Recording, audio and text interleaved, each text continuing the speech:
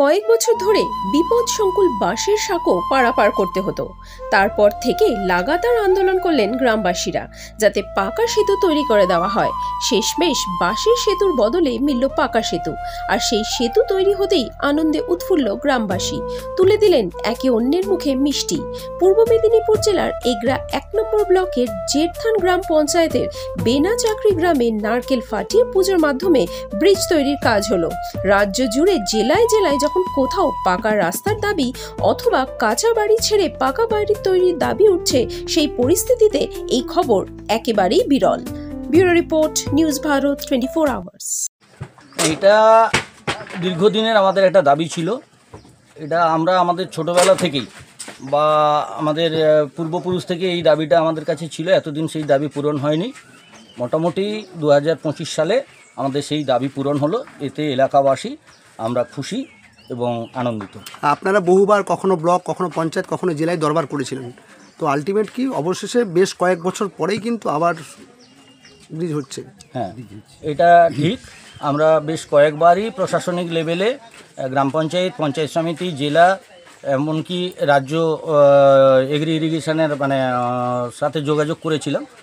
তো তারপরে এটা প্রায় 2014-15 সাল থেকে আমরা এই বিষয়টা নিয়ে বিভিন্ন দপ্তরে যোগাযোগ করার পরে অবশেষে আমরা বেনাচাকরির মানুষ এই ব্রিজটা পেয়েছি। এটা শুধু বেনাচাকরির জন্য নয়, এখানে আমাদের পাশে কামারডিয়া, জামগাঁ, বাতাসপুর অর্থাৎ 3টে জিপি, জেরথান গ্রাম পঞ্চায়েত, ছত্রিশ গ্রাম পঞ্চায়েত এবং বরিদা গ্রাম পঞ্চায়েত, এই 3টে গ্রাম পঞ্চায়েতের মানুষ, তাছাড়া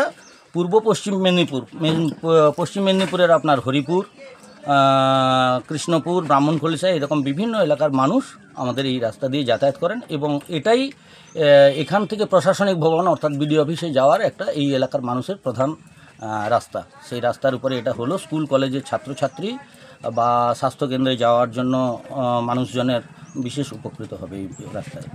নাম? আমার নাম অরুণ কুমার মিশ্র, বাড়ি বেনাচাকরি। আমরা এই সিজনে 7টা ব্রিজ উদ্যোগ নিয়েছি এই এরিয়ায়, और মোটামুটি 3টা কাজ অলরেডি শুরু হয়ে গেছে, অনেকগুলো এগিয়ে গেছে। এটা আজকে উদ্বোধন হচ্ছে, और আশা করছি কি বৃষ্টি আগে এটা শেষ হয়ে যাবে, সো দ্যাট মানুষকে যাতায়াতের জন্য অনেক সুবিধা হবে। দীর্ঘদিন ধরে কিন্তু মানুষ একটা সমস্যায় ভুগছিল।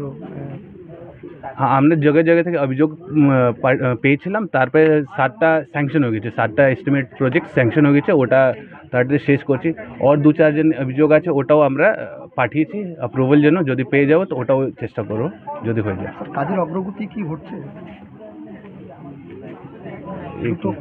কাজ কীভাবে চলছে? কাজ আজকে তো শুরু হচ্ছে। এখানে আগে ট্রি কাটিং একটা ব্যাপার ছিল, ইলেকট্রিক্যাল লাইন শিফটিং ব্যাপার ছিল, ওটা হয়ে গেছে কমপ্লিট অনেকগুলো। এখন কাজ শুরু হবে, মোটামুটি মনে হচ্ছে 2-3 মাস মধ্যে শেষ হয়ে যাবে। সামনেই বর্ষার মরশুম, সময়সীমা কতদিন রাখছেন এই কাজ শেষ হওয়ার ক্ষেত্রে?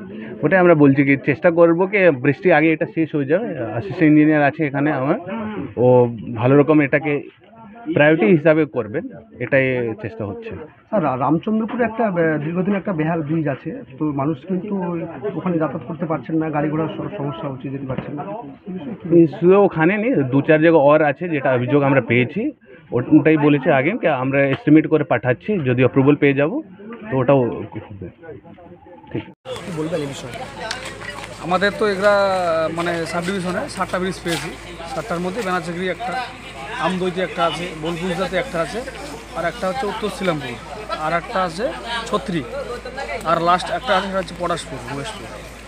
তো আমাদের সব জায়গায় কাজ চলছে।